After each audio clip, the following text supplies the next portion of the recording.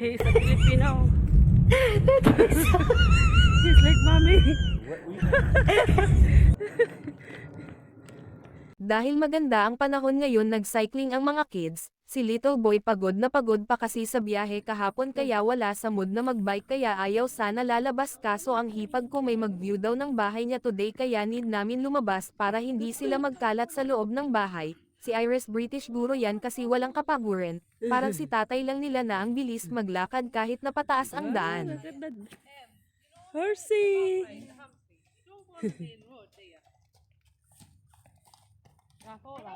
It's a pony. Look at that. And why is it all so people in a pony? Because it's a very popular place to take the horses. Because it's one of the only places you can take horses for racing. Yeah. Look at that little girl. Yeah, She's brave. Yeah. Wow. Oh,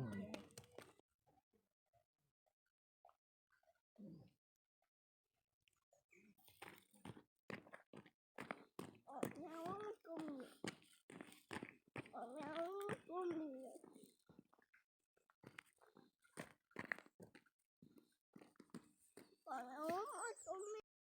Ayes! Ayes? Ayes. Iris.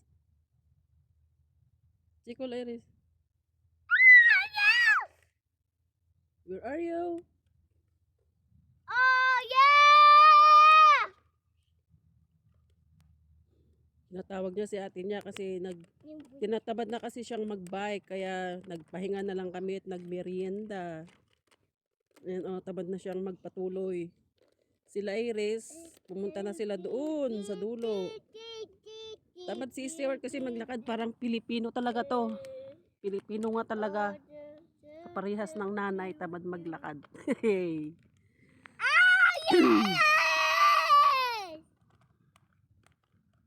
Ah, yes! Buti na lang hindi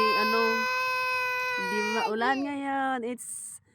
It's cloudy today. Ah, yes!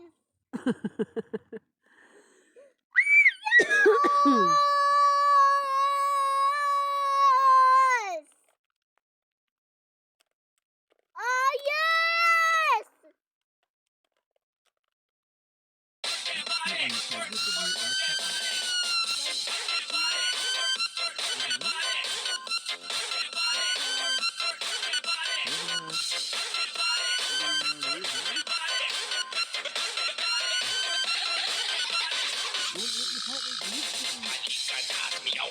Sayaw mga choy. Sayaw mga choy. Sit in the slot. And then you can go.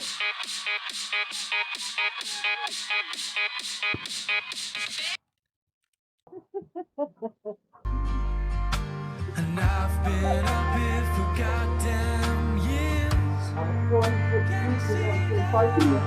Filling the holes with goddamn fear. Well, I know about it, darling. I've been standing here. And Heavenly Father is all that He offers. A safety